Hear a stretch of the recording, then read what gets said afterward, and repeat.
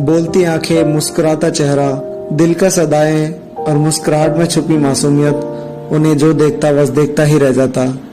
उन्होंने कुछ ही महीनों के अंदर फिल्म इंडस्ट्री में ऐसा मुकाम पा लिया जो हर किसी के बस की बात नहीं थी। जी हाँ दोस्तों, हम बात कर रहे हैं 90 के दशक की सुपरस्टार हीरोइन दिव्या भारती की।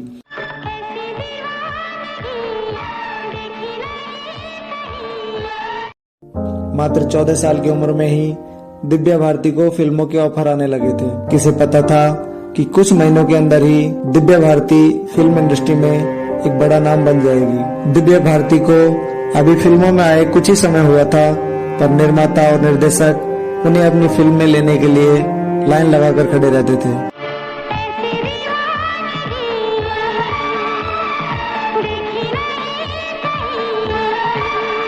पर अफसोस कि दिव्या भारती अपने स्टारडम को जीने के लिए जिंदा नहीं रह पाई और 5 अप्रैल 1993 को उनकी मौत हो गई। उस समय उनकी उम्र मात्र 19 साल थी। दिव्या भारती तो दुनिया छोड़कर चली गई, पर अपने पीछे 1000 सवाल छोड़ गई।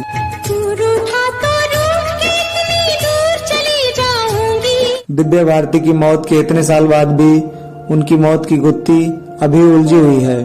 दिव्या की मौत को लेकर तमाम तरह की कहानियां सामने आई। किसी ने उनकी मौत को एक साजिश बताया, तो किसी ने उनके पति साजिद नाडियादवाला को इसका जिम्मेदार माना। दिव्या भारती जितनी खुश और जिंदा दिल दिखती थी, शायद वह असल जिंदगी में उतनी ही निराश और दुखी थी। ऐसा इसलिए क्योंकि एक्ट्रेस शांति प्रिया ने साल 2020 में दिए गए अपने एक इंटरव्यू में बताया कि वो और दिव्या भारती साथ में यूएई के टूर पर थी। तब उनकी नजर दिव्या के हाथों पर पड़ी। उन्होंने देखा कि दिव्या के हाथ में ब्लेड के 15-20 कट मार्क्स थे। शांति प्रिया के अनुसार वो निशान किसी एक्सीडेंट के नहीं लग रहे थे, ये ब्लेड से कटे हुए निशान थे। एक्ट्रेस शांति प्रिया बताती है कि उन्होंने पूछने की कोशिश की, पर उस समय हिम्मत नहीं जुटा पाई।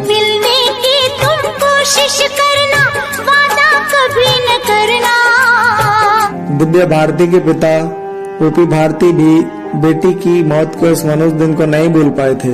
उन्होंने दिव्या की मौत से पहले कुछ घंटे साथ बिताए थे। तब उन्हें कहाँ पता था कि कुछ पल बाद वह अपनी लाडली को कभी नहीं देख पाएंगे। जब भी तेरा जी चाहे तू पास मेरे आ जाना। दिव्या के पिता उसके साथ बिताए आखिरी पलों की कहानी बताई। उन्होंने बताया कि रात के 3-4 बजे थे। दिव्या भारती को मद्रास जाना था, लेकिन उसने मना कर दिया और कहा कि पापा मेरे पैर में चोट लगी है, मैं मद्रास नहीं जाऊंगी।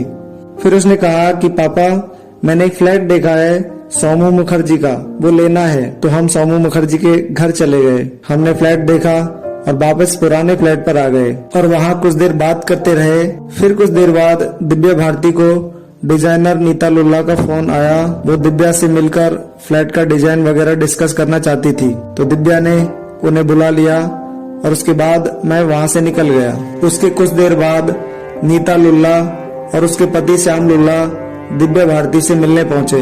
दिव्या ने कुछ देर उनसे बात की और उनको कॉफी वगैरह देकर बालकनी की तरफ चली गई। दिव्या की मेड किचन में स्नैक्स बना रही थी। रिपोर्ट्स के मुताबिक दिव्या उस वक्त नशे में थी। वह एकदम किनारे पर खड़ी हुई थी। खिड़की पर लोहे की ग्रिल नहीं लगी थी, जिसके कारण उनका बैलेंस बिगड़ गया और वह नीचे गिर गई। जिस वक्त दिव्या गिरी उस वक्त उनकी सांसें चल रही थी, लेकिन चोट इतनी गंभीर लगी थी कि हॉस्पिटल ले जाते वक्त उन्होंने रास्ते में ही दम तोड़ दिया। दिव्या भारती की मौत को लेकर कई थ्योरी सामने आई।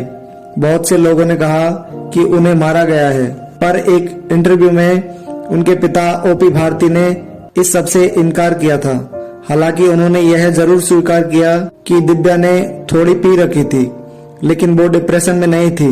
लाख कहानियां और बातें बनती है, पर सच तो यही है कि दिव्या भारती की मौत का सच उनके साथ ही चला गया और पीछे सिर्फ उलझी हुई गुत्थियां और राज ही रह गए, जिनसे शायद कभी भी पर्दा नहीं उठ पाएगा।